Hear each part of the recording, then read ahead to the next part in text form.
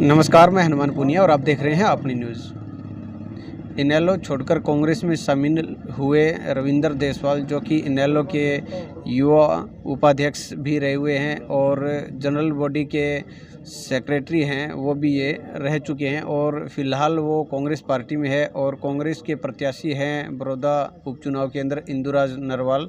उनके पक्ष में चुनाव प्रचार ये कर रहे हैं। इनके नज़दीक का ही ये हलका पड़ता है क्योंकि ये खुद सफीदो इनका विधानसभा क्षेत्र लगता है और इसी के नज़दीक में बड़ौदा विधानसभा क्षेत्र है।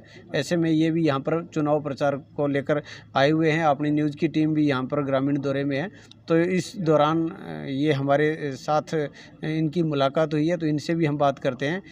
जी सर, राजनीतिक पार्टी आपकी पहले इनेलो थी, अब कांग्रेस है, तो ये बदलाव कब और क्यों किया आपने? जी नमस्कार, आपके सभी दर्शकों को हमारी तरफ से, चौधरी भूपेंद्र सिंह हुड्डा जी की टीम की तरफ से।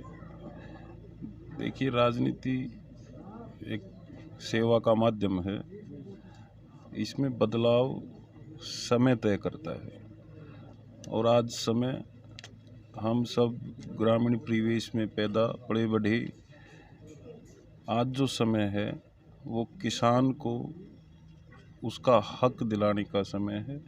इसीलिए हम सभी साथियों ने, लगभग हरियाणा प्रदेश के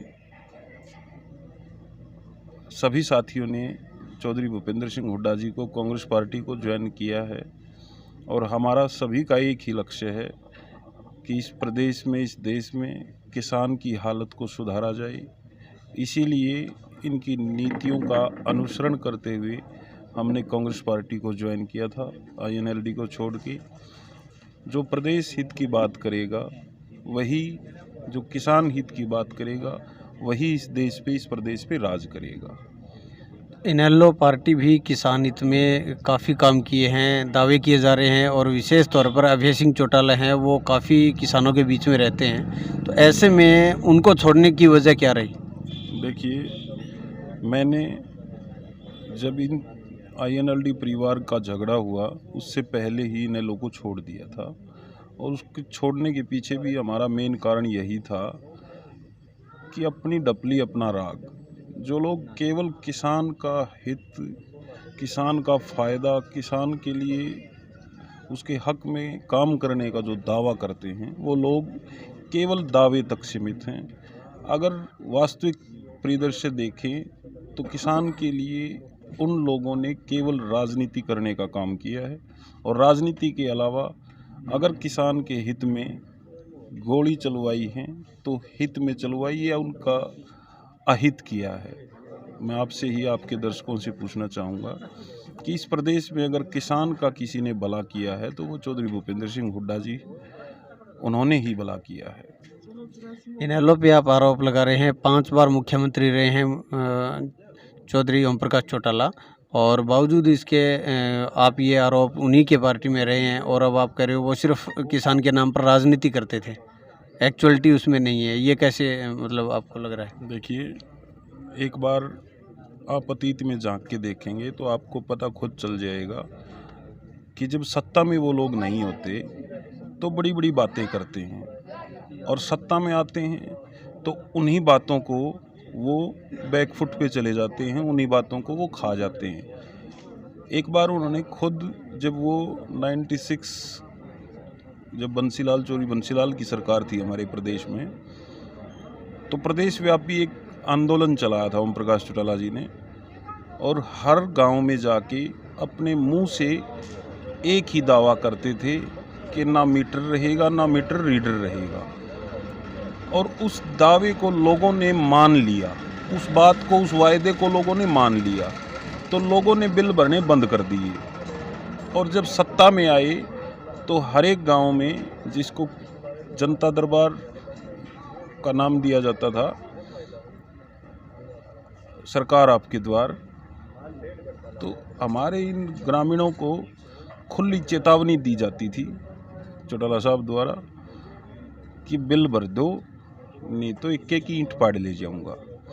जिस शख्सियत ने उन लोगों को बिल ना भरने के लिए उकसाया, और अपना वायदा, किया हुआ वायदा पूरा करने के लिए जब समय आया, लोगों ने उनको सत्ता दी तो अपने वायदे से मुकर गई और उन किसानों का एक एक पैसा उनके ऊपर जबरन नो ड्यूज़ के नाम पे उनको ब्लैकमेल करके उन लोगों से लेने का काम किया। तो आप खुद सोच लीजिए कि वो किसान के हित में है या किसान के विरोध में है।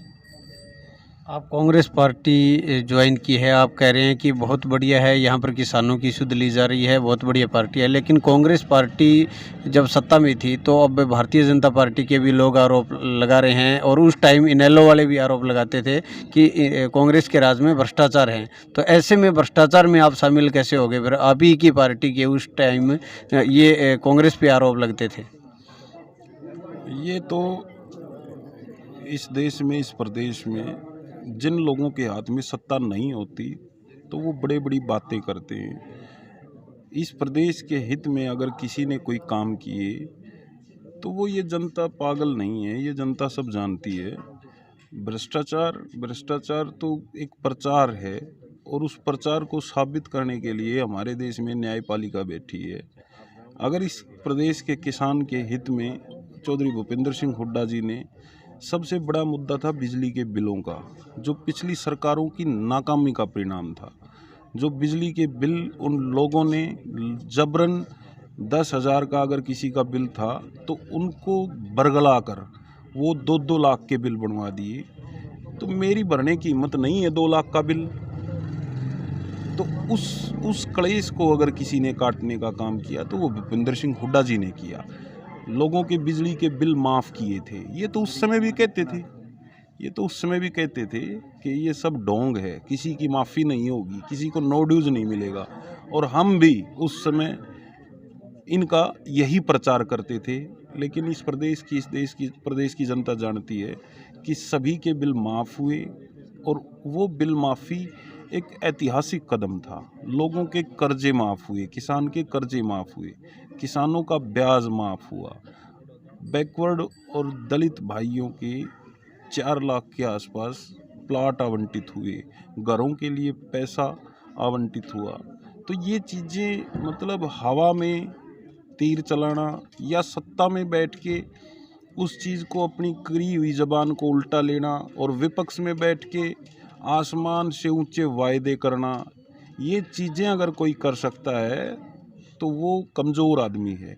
उसको लगता है कि उसको सत्ता में आना है तो झूठी और बड़ी बड़ी बातें करनी पड़ेंगी, और उन बातों के दम पे अगर सत्ता में आ गए तो उनको पूरा कैसे करेंगे। ये तो वही बात कर रहे हैं कि सियाणी बिल्ली खंबा नोचे। इनके पास इसके अलावा कहने को है ही कुछ नहीं। तो अभी आप कांग्रेस के अंदर हैं, ऐसे में यहाँ अगर यहाँ के लोग कांग्रेस का ये विधायक बन जाता है तो यहाँ अलग से क्या होगा? विकास की अगर बात की जाए तो 4 साल पड़े हैं, सत्ता के अंदर है, लोग ये भी चाह रहे होंगे कि सत्ता जिस पार्टी की है उसी पार्टी में हम अपना समर्थन दें तो विकास हो। तो ऐसे में अगर कांग्रेस की साइड जाता है कैंडिडेट, ये अपना वोटर, तो फिर उनको फ़ायदा क्या होगा? जिस दिन 3 तारीख को वोट पड़ेंगे,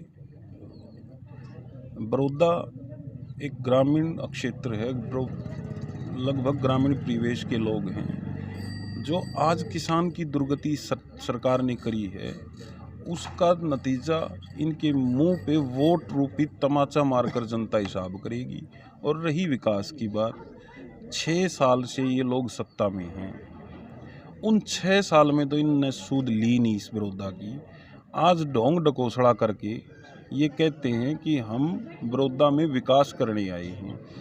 बड़ौदा में भूपेंद्र सिंह हुड्डा जी के समय जितने काम हुए थे, ये काल काटन खातिर लोग तैयार हैं। और रही बात, जिस दिन बड़ौदा की 10 तारीख को गिनती होगी, 10 तारीख के बाद इस सरकार की चूड़ें हिल जाएंगी। 2 महीने, 3 महीने, 6 महीने, इस दौरान इनकी सरकार लड़खड़ा कर खुद गिर जाएगी। क्योंकि जिस बैसाखी के सहारे इस सरकार में ये लोग बने बैठे हैं, उस बैसाखी को, उसके विधायकों को, उन उप मुख्यमंत्री को लोग गांव में तक घुसने नहीं दे रहे। ये जिस प्रकार प्रचार करते हैं कि हमारे लोकप्रियता, हमारी लोकप्रिय मुख्यमंत्री, हमारी लोकप्रिय उप मुख्यमंत्री, अगर इतनी ही लोकप्रियता है तो इस अनाप शनाप ढंग से जिस प्रकार पैसा बहा के सरकारी मशीनरी का दुरुपयोग ये लोग कर रहे हैं, तो काम के दम पे वोट मांगो ना। अगर काम करे हैं तो काम के दम पे वोट मांगो। आज जनता बेवकूफ़ नहीं है, वो सब जानती है कि जिस दिन बड़ौदा की गिनती होगी उस दिन से इस हरियाणा प्रदेश की ये भ्रष्ट और निकम्मी सरकार की उल्टी गिनती शुरू हो जाएगी। तो ये थे रविंद्र देसवाल, जो कि इनेलो छोड़कर कांग्रेस में शामिल हो गए थे और अब कांग्रेस पार्टी के समर्थन में अपना प्रचार प्रसार यहाँ पर ये कर रहे हैं। अपनी न्यूज़ के लिए कैमरामैन संदीप के साथ हनुमान पूनिया।